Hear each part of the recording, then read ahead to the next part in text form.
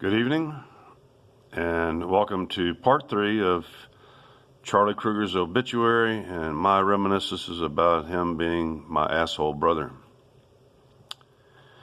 And yeah, I'm really not going to dress up for this occasion. I'm not going to script it.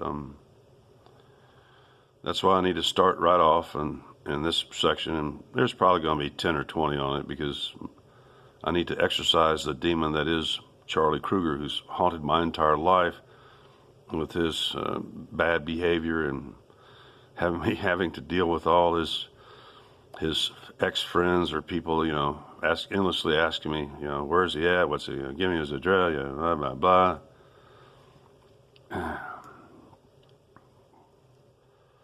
So let's get started. In the first segment, which is 30 minutes. I was talking about how he had come down one summer. That was the summer I was 8. I just boxed and beat the crap out of a 10-year-old kid on a concrete floor, and Brian, I'm really sure his wife was not with him that time. He came down a little blue Buick Skylark, convertible, which I'm sure he got a good deal on or whatever, brand new, but. Anyway, and Charlie always had this approach when it came to my parents' house that he would just come in and start just milling through whatever. I'll get to this later too, as in regards to how he constantly disrespected his mother and father. He would go in and actually he would sometimes, demand that I help him and stuff like that to destroy my mother's religious materials. And stuff like that. Literally take it out in the backyard and burn it. He'd come in our house. He was not a resident there. He had no right to do anything there. But I'd already warned him from the start. I saw him come into my room. I said, "Stay out of my room. Stay out of my shit." Exactly what I told Charlie Krueger at age 8. And I was busy doing stuff outside the house, and then I came in and I caught him. And he had found, and he was kind of amused because he did actually give me, not like it was any great gift or something. He gave me an old typewriter in the case and stuff like that, and I'd actually stencil on the side, Kent Krueger, author and stuff like that. And when I was sick, and when I was still 7 and stuff like that, I actually had mumps and measles back to back and stuff like that, one day apart, and spent a lot of time in bed. I know you're not supposed to now. I know you're not supposed to strain your eyes, but I typed out 27-page in a little novella and stuff like that when I saw him, because I'd even illustrated the binder and stuff like that, and it was all neatly typed out and everything. And it was really my first attempt to write fiction. And I came in there and I ripped it out of his hands and I said, "I told you to stay out of my shit. Step outside, motherfucker." And we did. We got out in the, it was apart from the carport, but we was out there under the big boat arc tree and stuff like that. And I immediately, I said, "Let's get it on." I was just bouncing around. I was, weaving and bobbing and stuff like that. And already, I was going to kick his ass. And that's when he fell in love with me right there. I told you he's always had this love-hate thing with me. And when I was 8 years old, I demonstrated to a guy who by then was already, I think he'd gotten his second All-Pro and, 2-time All-American and stuff like that. A guy who, and I was, and actually when he saw that I meant business, I was going to, I knew I might lose the fight or something like that, which is exactly what he said, you might lose this fight. He started trying to talk his way out of it and shit like that. And boy, when I was swinging, and you don't really want an 8-year-old kid who's, one of my closest swing, right as his nutsack and stuff, and I was, weaving and bobbing and stuff like that. And I was punching out at him and stuff like that. I was moving in, backing off, going all over the place. And that's when I know that my brother Charlie is, as much as I hated his ass, he was already doing it. Although next year he kind of rewarded me and my sister and brought us out to California for the summer and stuff like that. He's always constantly trying to seduce the kids. And my mom called him and Beverly and stuff like that, and the Lewises, and it happened a lot in my family. As kids, always one of those the big, strong Krueger kids because they were well behaved and they're hard workers and stuff like that. It's you can boss them around and we'd take the shit. I ain't taking no more shit, Charlie. You're dead. You can't touch me now. You can't defame or slander a dead man. That's the beauty of what I'm doing right now. Number one, it's everything I'm saying is the truth. And the worst blowback I'm going to get is, you think it's really already not really bad in Caldwell and stuff? There's been so many new people coming in. A lot of the older power elite there really kind of still are fighting for their place in the food chain there and stuff like that with newcomers. But that's where I was going with that, and I went off tangent and didn't come back. That was a summer I threw down, and he leaned back. I remember really good because he was trying to stay, because I was, throwing some punches up and stuff like that. At 8 years old, I was, still pretty tall. I was, 4'10" at least, somewhere in that range. And I was bobbing and weaving, man. I let him know, man. I was serious about it, and he just kept not, and I didn't want to really get in trouble by hitting him first. I was just giving him an opportunity to whack me first, and please, I already knew that that I was a tough kid, and he could put a whack on me and it ain't gonna hurt and stuff like that. I learned that in a life of fighting, especially if you hit me in the head or in the face and stuff like that. I barely even feel it. Even bare knuckle. I'm a tough human being, far tougher than that's one thing I really should make is especially my brothers, Charlie and Rolf, they were just cowards. They always ran away from a fight. I'm the only real street fighter in my family. I'm the only one to stand up in the streets and beat a motherfucker down. And I told you I'm a vulgar person. It's going to come out in this one. So, my brother Charlie was so lazy. Once he got a bit of success and stuff like that, about the only energy he ever put out was put into playing ball. The rest of the time he was a lazy motherfucker.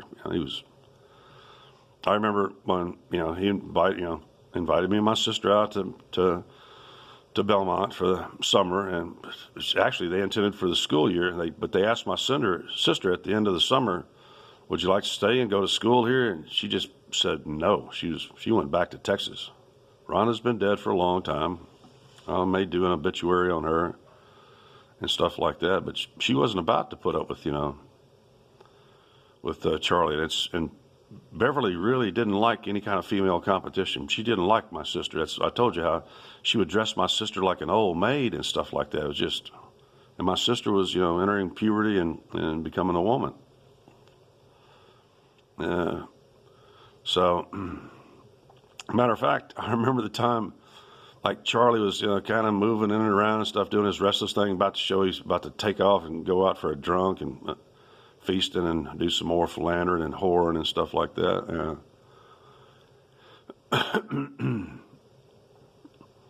And his wife, Beverly, who I said before, she really turned out to be a snake, really, and stuff. There's something creepy about childless teachers who just hang on. I mean, she ended up being the head of the San Carlos PTA, which one day I got an unsolicited phone call from San Carlos PTA office, their number.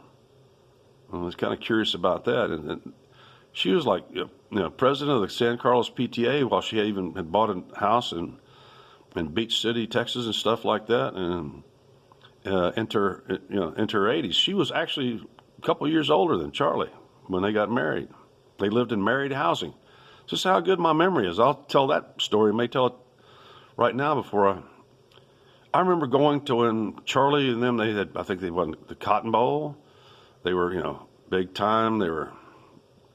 And we went to, maybe I ought to save that for later because it's a little bit, but I remember going to see them in married housing with my sister, Rhonda, and, couple family members and stuff like that. But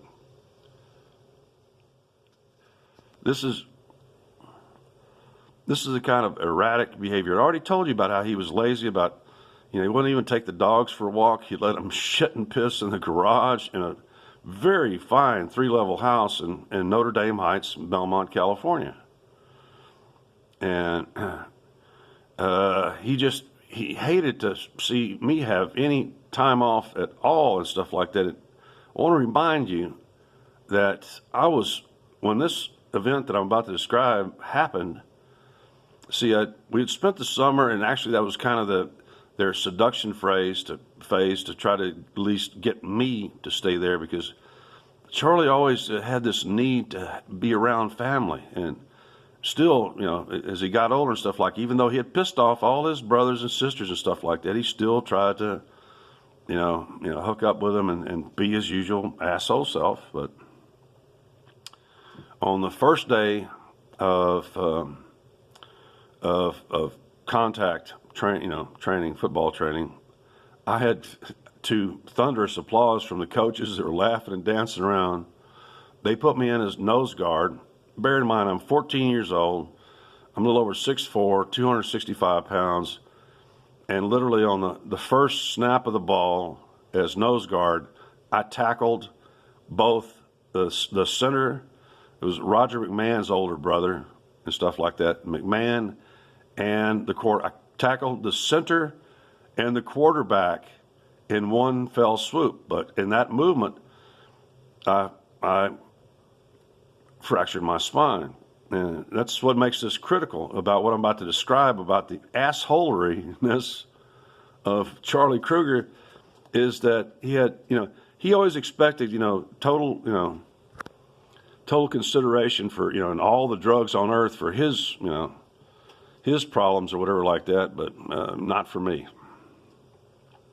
So I was still recovering from, and even he noticed that my right leg was going in and out between paralysis and paresis. If you don't know the meaning of those two words, then look them up.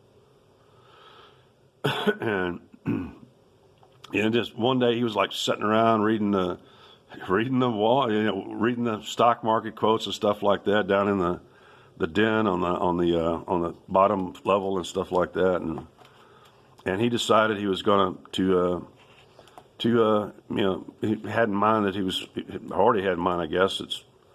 I'm sure his wife was pushing for it. She was wanting improvements on what is a brand new house. You always come in and do improvements on, like, in the yards. Oh, let me point out that right off the bat is that, of course, lawn mowing was always, that's my job. It's always my job.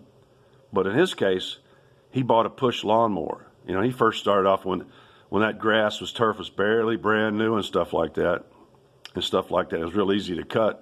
He'd get out there and act kind of macho and do a push cutter when all our neighbors used gas lawnmowers and stuff like that. And, he still expected me, even after a spinal fracture, paralysis and paresis, to be out there pushing, a push mower.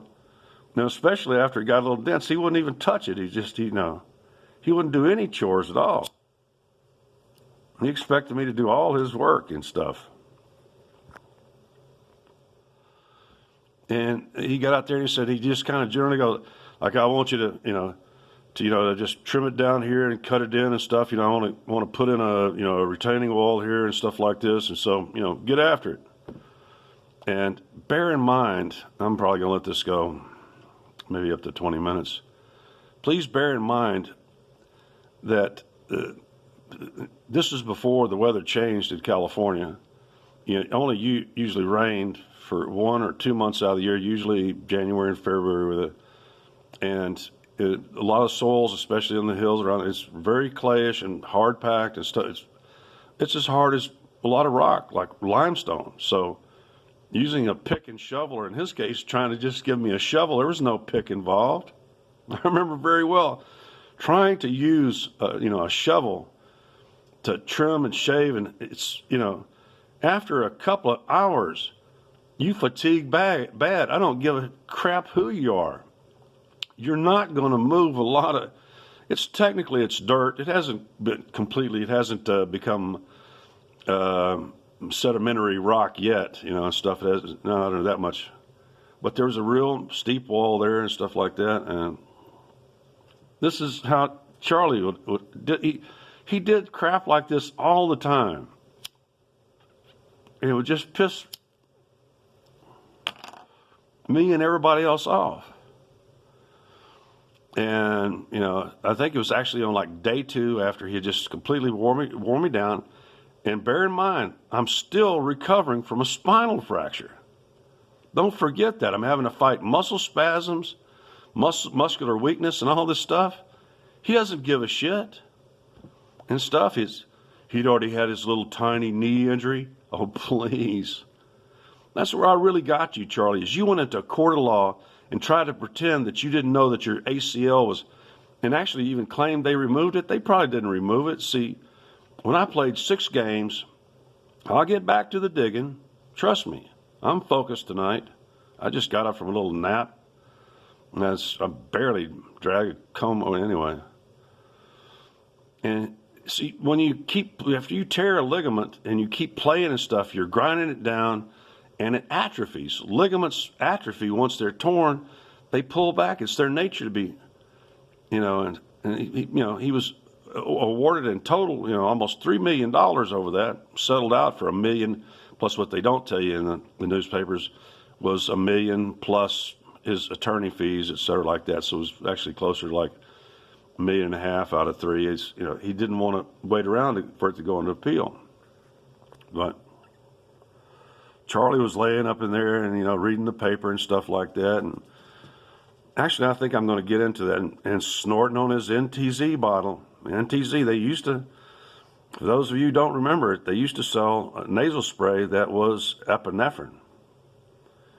It's a lot of athletes and boxers and people with allergies and stuff like that use it all the time. He actually got me kind of hooked on it, but he wasn't using NTZ all the time. But this is my point, is he exploded. He had like a little manic explosion, and he came running out there in the backyard, and he grabbed the shovel out of my hand. He says, "You lazy, whatever, I'm going to show you how it's done." And then he started wailing on that hard ass. It's rock. I don't give a shit what you say. It looks like dirt, but it's rock. And you're trying to chip away at rock and shovel. And he just, he went at it. Everybody knows. Actually, my longest fight was 12 minutes, 9 people. And that was in San Francisco in '98. That's my record of ass whipping. And anybody who knows athletics is that at the 3-minute mark, your blood oxygen levels are down to way you're dead. As a matter of fact, after that fight, after whooping 9 people, after 12 minutes, it took me at least 25 minutes of go and sit down and just pounding, palpitating hard and stuff like that to get my blood oxygen levels back up to, good, normal, somewhere above, 95 to 98.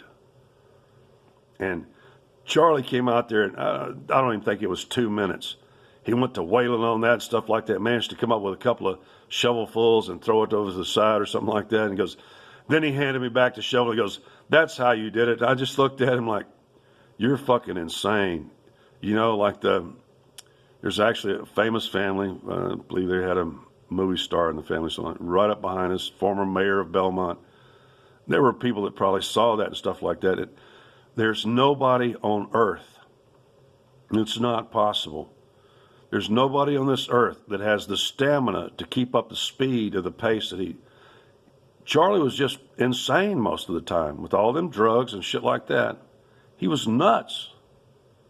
He actually expected me to do what he could only do for 2 minutes, about 2 minutes tops. You got to really think a minute, it's a long time. He expected me to keep up that pace all fucking day long while recovering from a spinal fracture that he knew well about. And there was some indication that there was, partially it was a very common birth defect called spondylolisthesis, although mine was obviously very minor. Matter of fact, we're not really sure because the term spondylolisthesis indicates, and he just was just such a jerk. He was just, really, do you really expect, you lose all respect from a young, hardworking person like me. and stuff like that. I certainly don't work or do diddly shit anymore. If you can't tell my general disarray, haven't even had the scissors out to work on my hair and beard. And anyway, Charlie was like that way. He really was just nuts. And he was always just, I can see where some of it was, he really kind of wished that he was me. And shit like that. He wished he'd been kind of a later time and stuff like that. I know he wishes he was as fast as me. And it's jealousy. I went through this whole thing about the jacket thing, and because I outgrew them all. I became faster and stronger than all of them and absolutely fearless. All my brothers are chicken shit cowards and shit like that. None of them have ever actually been. They're notorious for running away fights. I've heard the first-hand testimony of 1,000 men who, said that, like my brother Rolf just fucking turned and, walked away from a fight, because he knew he was going to get his ass whipped and shit like that. Now I want to bring up one little thing where I'm pretty sure this is one of the times that Charlie was pretty good about hiding his drug usage. Alcohol, hell no. He's just, alcohol was legal but Charlie always used to carry in his pocket, about the only things that Charlie and I ever had in common is we both hate wearing socks and we're both bird lovers and stuff like that. And Charlie, my freshman year and stuff like that, because actually I thought I was allergic to the acacia trees in the area of the Bay Area and Belmont and stuff like that. That seemed to be so, but no, I was just allergic to, metropolitan pollution is really what it can, and man-made, chemical potentiators and man-made fragrances and stuff. I was having a lot of sinus problems and stuff like that, and coughing. Actually, that's when I really began to learn that smoking a couple cigarettes a day stops that postnasal drip and cough. But Charlie always had that bottle of NTZ, which is, as I said before, was an epinephrine solution. Not ephedrine, pseudoephedrine, it was epinephrine. They don't sell it anymore because you can turn it into speed. And man, he would go through it. Now, I'd see him buying the refill bottles, but that was just to cover. I have very little doubt that my brother was using cocaine, because he was steady at that. At that time, cocaine was not the big thing that it is now. It wasn't like everywhere. It was, it was an expensive drug, and you had to have connections. But you're in the NFL, people are going to be giving you, or be available for cocaine. Because one of the things I noticed is that, it might take me a week to go through a bottle of NTZ or more, which eventually led to me having my nose, my sinuses began to bleed once I returned to Texas and stuff like that. And the doctor quickly said it was the NTZ destroying the tissue. But one thing I quickly noticed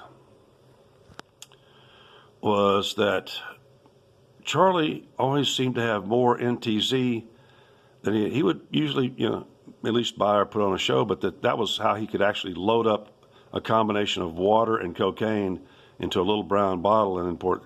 He'd be just constantly snorting that stuff, huge doses and stuff like that. It's a good cover. You could just, snort cocaine, because when it's in solution with water, it stays good for at least 24 hours. I know that to be a scientific fact.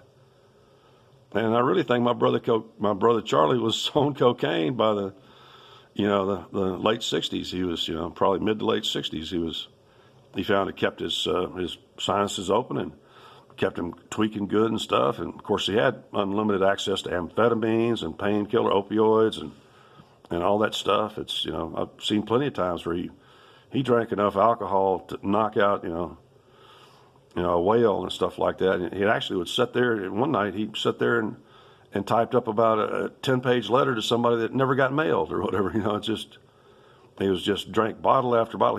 He came in drunk, reeking of alcohol, then drank 5 bottles of wine, and while topping, it was, it's more than just hypomania.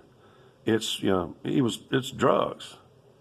And I'm quite sure that he was, it was, part of his, kind of really erratic and irrational behavior was he was in snorting up cocaine, had been for years and stuff. He'd learned the NTZ bottle trick, which is you just put a little cocaine and water in an NTZ bottle, and you can carry more in the spare, the brown refill bottles and stuff like that. And you can go through, 8 ball of cocaine a day real easy that way. Because I noticed that he wasn't buying as many refills as bottles that he was using. It just wasn't happening. It was actually only about 1 refill every now and then when he would go through, 2 full, you can hear when it's empty and stuff. He'd, go through, at least a couple NTZ bottles a day. And I know that they were often, most of the time, they were just cocaine and water solution and stuff. You ain't conning me, Charles. See, I've been in the 49er training room in Redwood City, and I remember those drug cabinets. I don't even remember there being a lock on them. They were just, open. There may have been a lock, but, once they were unlocked in the morning, and stuff, they weren't locked again for the rest of the day. I doubt they were even locked it because, actually, I think players had access to that facility day and night and stuff. So I guess I'll start shutting it down here. Let me put in a minute or two on. Like I said before, Charlie was constantly, this is he's really not going to a good place. You ain't got a chance in hell, Charlie. Not that there is a hell, that's a Christian thing. And see, the beauty of my father was, and actually my parents were, we were lower middle class, and my dad was ill by the time I was born. He had 2/3 of his stomach was ulcerated. He was having trouble functioning. Charlie was always making up these stories how dad used to be a sharecropper or some shit like that. No, actually, my dad thrived during the Depression. He did 3 jobs and stuff, and 1/3 of the people in this country were out of work. My dad prospered. And Charlie was born during the Depression, and my oldest brother too. My oldest brother was born in 33, and Charlie was actually, I think, born in 36. A lot of y'all got the wrong birth date and the wrong age. He was 85 when he died. And as soon as Charlie got his first All-American award, all of a sudden the snobs of Caldwell, the corrupt, nasty, drunken slobs of Caldwell, Texas, snobs and slobs, started inviting us over and they expected us to dress up. I remember actually some of those pictures and stuff like that. They would hire professional photographers to photograph them in their home and stuff like that. And my parents just weren't going to have it. They weren't going to tolerate people that had snobbed them or insulted them. My father never spoke ill of anybody. If I wanted to learn something, I had to wait for my mother to tell it to me. And one of the things my father liked to do was, my father was a smart man. He was a smart man. He was kind of multilingual and stuff like that, and he loved goofing around and, Yaksi Mashak Tumta Slovensko Yelish and stuff like that. And he liked to talk like a hick. And, Charlie would attack him all the time. Charlie would, invite him to, let's come on, Dad, let's go out into the Wild West and stuff like that, Carson City and Silver City, and let's go see the Monument Valley and all that stuff. And my dad, he loved like reading billboards and then translating into kind of hick talk. And he would, instead of saying like automatic transmission, he would kind of say it like a Czech person would say it. He'd go automatic. My dad just loved goofing around. He was a joker like me. When my mother used to get irritated, we'd be discussing the Bible and stuff, and I would get the upper hand on her. She'd wag her finger at me and go like, "You're just like your daddy." And that's not an insult. That was a compliment from one of the finest women that ever lived, and who Charlie KRUEGER endlessly disrespected as he did his own father. Charlie, you're a piece of shit.